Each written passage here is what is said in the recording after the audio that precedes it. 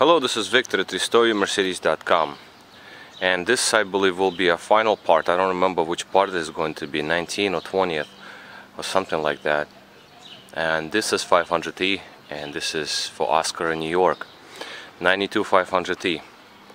So I think I'm gonna go over what was done, and not everything, but to the last repairs that I currently did.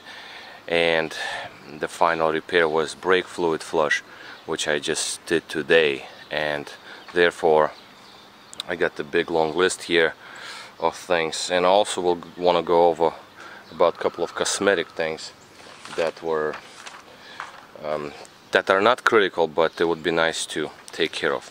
Well, first things first, the brake situation. This is our brake reservoir, as you can see, nice and clean now. Fluid is to the max.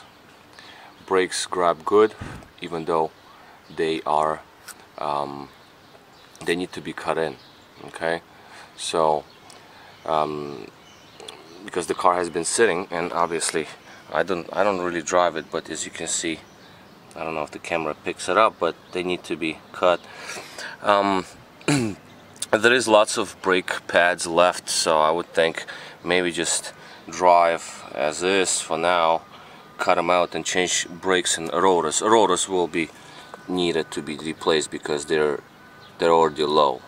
But again, if you don't speed around a lot, then you'll be alright. Tires up front also needed. Anyway, I had this hose replaced. Finally I found the hose. This little one, this is the brake line that goes to ASR pump, and the reservoir was removed and cleaned. I might add a video about reservoir before and after. I have that video, so I might have it added in here. Now going further, the cosmetics now. So we're just basically, the brakes are done, so all of that is done. The engine is all assembled, everything is in place. Now ignition wire is replaced. Now the cosmetics include these boots. They're not critical, but obviously you might want to have them replaced. For now, like I said, I just put them on the way the ones that were here. The right in there, the cover for the air scoop. This is the air scoop. It goes right behind the headlight. So right behind the headlight. So therefore, it's all broken up. So I found the used one because I think I called the dealer. They didn't have it. It's no longer available. So I got the used cover here. Just installed it over the broken portion of the light, but it works, so it remains. Now in terms of the reservoir and previous parts, you probably saw that I had to remove it and replace a valve, internal valve, along with seals. There is no more mixing of coolant. New grommets here that hold the piping, and also there is a little piece that holds the pipes inside, so that also clipped in well. The original one was broken, so all of that put back in place. One of the washer motor was replaced as well because one of them worked, the other one did not. So I replaced one of them, and the new one I put onto the windshield washer versus headlights washer. Now once I fixed the headlight washer on this side, the one that was making noise, then apparently this one didn't work either, so I had to take it all apart. It was all rusted off, so I put it all back together. Somebody worked on this before, so the pipe is just, you know, it's supposed to be a tiny little grommet over here and a little kind of a spigot, and then you connect this rubber hose onto the spigot. So this is the spigot like kind of piece. As you can see, it just sits in there, clips in there, and also it's just going to be a little bit of a grommet here. These are tiny little cosmetics, but again, they can be taken care of, but they're not crucial and critical. This light is separating, so therefore, as you can see, this one is dark, this one is clear. The reason for this being dark is because the chrome inside pitted and rusted off. So I don't know what's the plan for these lights, if they will remain or replaced with European lights or whatnot. I don't know yet, so therefore I left them. Screw was different, so I found the screw that fits best, and also this screw was missing, and I put the best. This is a very difficult one because there's really no room to get into, but I got it tightened up so the light sits nice and tight. Both wipers work and squirts as well, so they wipe and they clean. Obviously the blades are old and completely gone, but again, these are small tiny cosmetics. You know, they can be replaced all right. So we got the blades, little grommets here and there, headlights, the air ducts. Okay, these pieces are also broken, but they stay on. Okay, so that's again non-critical, but if you want to replace them, fine, that can be done. Also, I found one of the plastic bolts. See that one right over there? See that plastic bolt? So I found one, and I put it on the side where you can actually see it. All the other ones are all covered, but you don't see them, but they're missing. They were not there. So those are, it's up to you. If you want to put them in, totally fine. You can get them plastic bolts to hold covers that cover spark plugs. So that's the that. Also, the bottom covering is missing. So, you know, whatever's underneath, it's missing. There is also a little air duct. If you see down deep in there, you see that little piece right there? That's the air duct. That is used to go to cool engine mount on the driver's side. You see the air duct down in there, down there. That's the passenger side engine mount coolant duct. So, if you want, you can change that. Also, let me go grab the light. I think just go get the light. So, just want to show you one more thing. The shroud, the fan shroud. When I get here, well, actually, the fan didn't work, so I had to bend the fan clutch pin so it would start spinning again, and it started spinning. So that's good news. The actual shroud is broken in this area, in this very area right there. As you can see, all cracked. Now again, this is not super critical, but the fan was touching it, so I had to put a little zip tie. As you can see, right over here, there's a little zip tie that holds it against the radiator better. Even though without zip tie it did not grab, because I realigned it. Right over here you can realign it, so I did realign it, but I figured, let me put zip tie there, just let it be. So it's going to be a little better.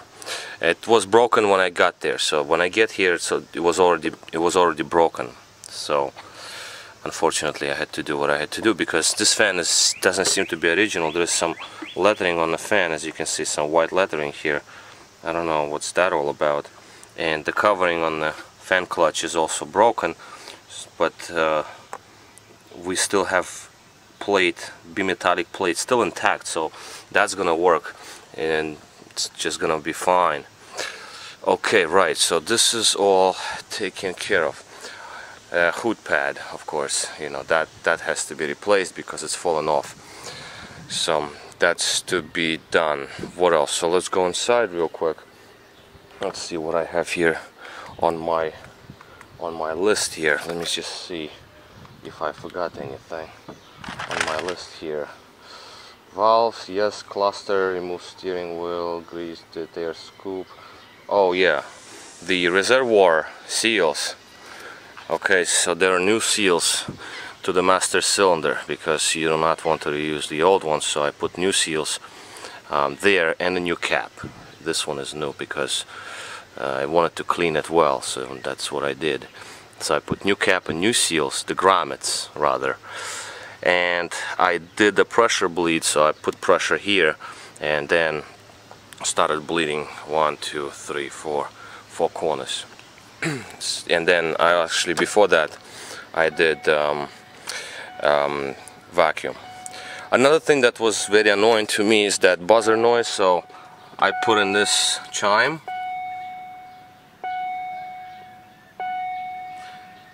It sounds very pleasant to me. It's very inviting. I mean, if need be, I can connect the original buzzer. It's still intact. It's just a couple of wires. And this chime is from very popular car maker, actually, 90s. So you can actually, somebody knows what car this chime came from. Put in comments if you recognize this. Now we have our odometer spinning again. You can see I got 3.6 miles. I drove maybe like 20 miles in total. The sail panels, okay, so this sail panel, I plastic weld the little clip, they always break. So this one holds. The second sail panel right there, this was completely broken, but I managed to plastic weld a little plastic extension and put it back, so at least it's here. The only thing is you might have to re-glue the leather. I tried my best gluing it, but I'm not an upholstery guy, so I can't, you know, it's not my forte, but I put a little bit of adhesive around just to hold it in place for the time being, because again, I don't know what are the plans for interior. Will it be redone, or it will be left like that, detailed or whatnot? Because bunch of plastic, bunch of leather areas here that like they separate from heat. See, like right here, so stuff like that. Right, AC works great. The radio, we'll get to the antenna in a minute. The radio works. Seat works. Outside temperature works. Cluster fully operational. All the lights work. I vacuumed it just so all the pieces and all the like shavings and whatever were left here from the from my work, they're all gone. The shifter is nice and tight now. Okay, the shifter feels good. There's no more sloppiness to it. Very nice. The mirror, I fixed the mirror so it moves up, down, left, right. I'm gonna put on. I guess I had to put ignition on there. So yeah, this is the mirror movement. As you can see, we're fine here because it did not move. The what else? Okay, so let's go to the back real quick.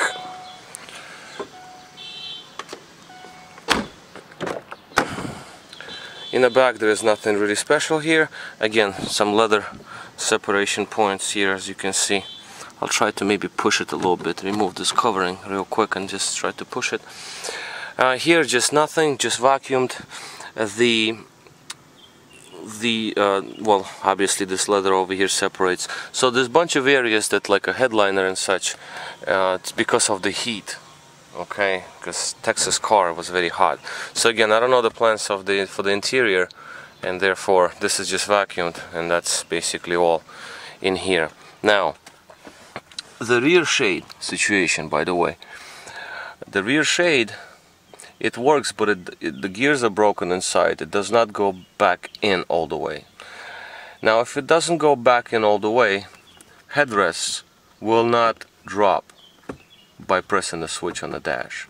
So basically, if you ever use this rear sunshade, it'll come up, but when you want to put it down, it will stop not halfway, almost all the way in, but not all the way in, just like an inch away. So you can just push it like I did. I just pushed it in and pressed the button, and it just sucked it in. And after that, headrests can be lowered. Okay, that is just the point I wanted to make, just so in case somebody pushes the switch up and this thing comes up, then, and you know, headrests are up, so you will be able to actually pull them down. Okay, Now what's here? Actually, I never even looked in here. First aid kit is still here. Amazing. Probably all expired, but still, it's a nice touch. So let's go in the back. The antenna situation. This is an older style antenna. Okay, this has the thread, and the head itself. They call it the head. There's this piece. There is a seal under, and then there's a metal piece underneath inside the car. So it was all loose, as you can see now it's tight, but it's not properly done because the head is only purchased. You can only purchase the head, the antenna head from the dealer. That's like $100. So I found the W140 S-Class bottom portion. Unfortunately, it didn't have no seal, but it's still better than it was slopping around. So either is to get the head for this particular antenna, the older style, or get the newer style antenna with a different head. It will have like a clip-on piece. There will be no nut, not a big nut. So you can actually, it's just like a rubber grommet that goes through the frame. You push antenna through the grommet, and then you put the cap over it. Now this one, the metal piece is under, over like a seal, plastic grommet, and then the nut to compress them against the metal. That's the old school design. A newer one will have a grommet that sits in there, all rubber. There's no metal parts under, and it's just the antenna head is going to protrude through it, and then the cap goes over. That's the difference between these antennas. So if you want to, you can. And like I said, this is an option here. So right, so that's that.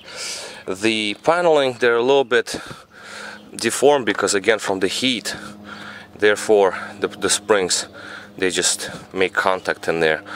But it is what it is. The battery here is attached nice and tight. I didn't touch the battery. These are some spare parts, not spare parts, the old parts. In terms of the old parts, so let's see, this is our hose. These are the grommets from the master cylinder, master brake cylinder. What else we have? This is the power steering filter. We have some of the actuators here, as you can see, door lock actuators. I had to replace some of them. This is the valve inside the that's installed inside your windshield washer fluid reservoir.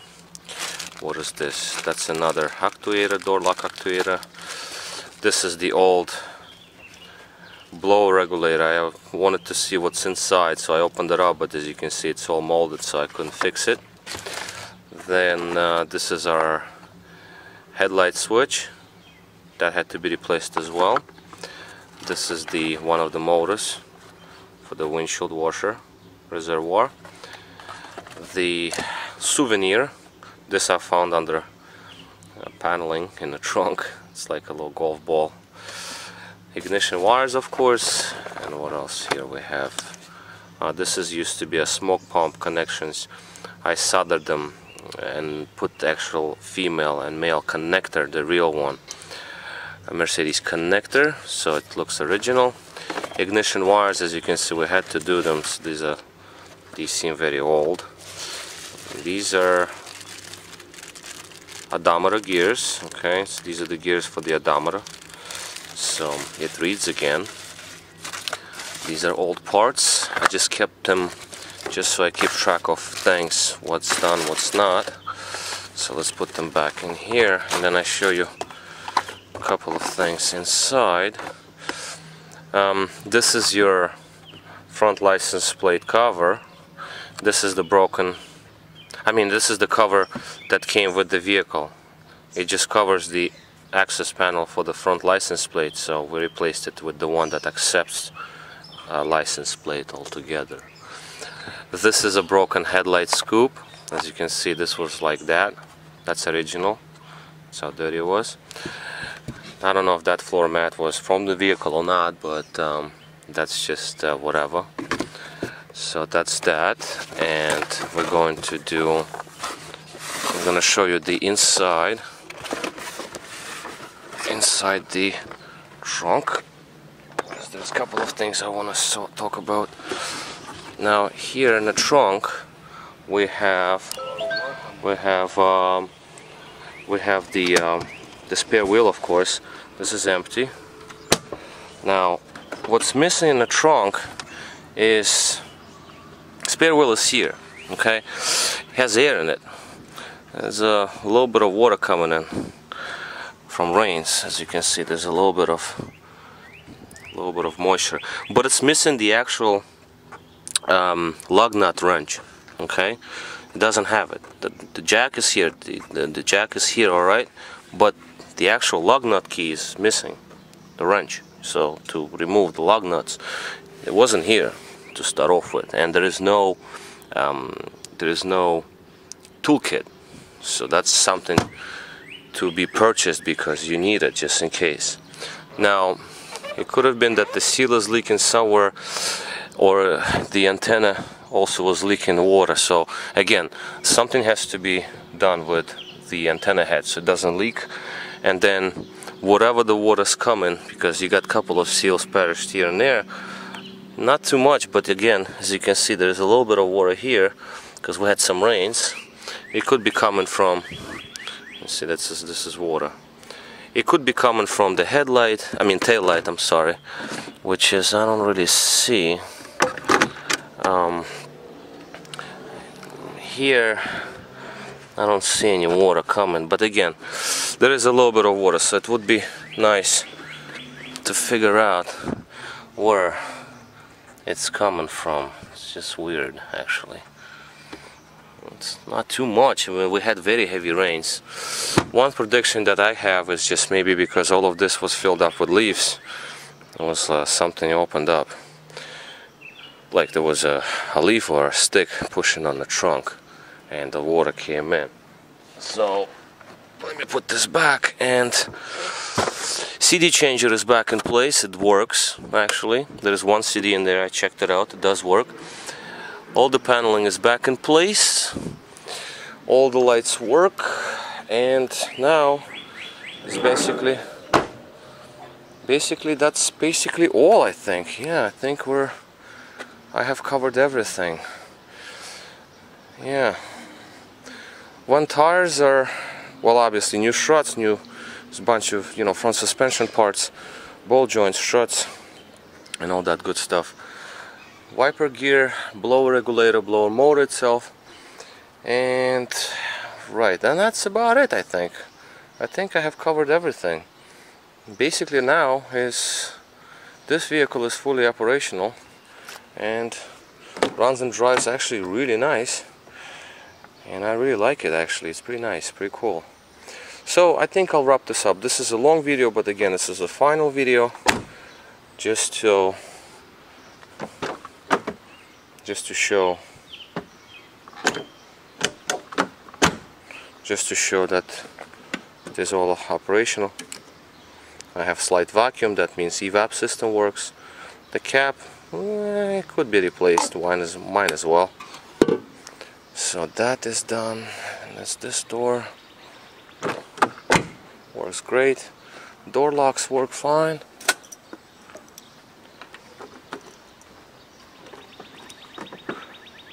For the door locks, I actually had to take pump apart and readjust the pressure in the pump because it was not shutting down when doors were open. When doors were opening up. Sunroof. Let's see the sunroof. Actually, I don't think I even looked into sunroof. I mean, it works. Okay, it opens. Maybe also, oh, this piece doesn't seem to come up. Okay, this is a wind deflector. You actually do need it if you drive around with sunroof open. Okay, because if it's down, it's gonna be noisy. But this thing doesn't seem to work. But again, I never use sunroofs, so I don't know if you want it down or not. I personally never use sunroofs. It comes up, so seems to be working. Okay, so we'll let it be. Lights. Okay. This is when I believe door opens. Let me try. Let's see if I close the door. No, here. So light comes on and off. So I think we'll wrap this up. Alright, this is a long video.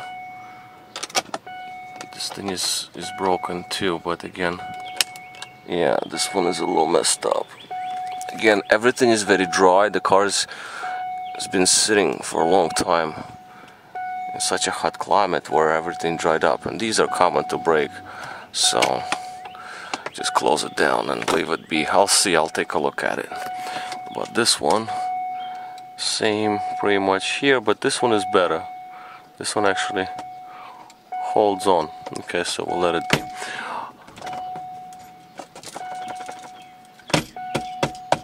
Something is making a noise. Windshield doesn't seem to be original. It seems like they replaced it at some point. You see a little piece here. Well, anyway, so let's just wrap this up. This video is very long, and basically we're all finished here with this car for now. I'm pretty happy with the result. Long time, lots of work, but it's well worth it. Alright, so this is all. This is Victor at this storymercedes.com. Thank you for watching.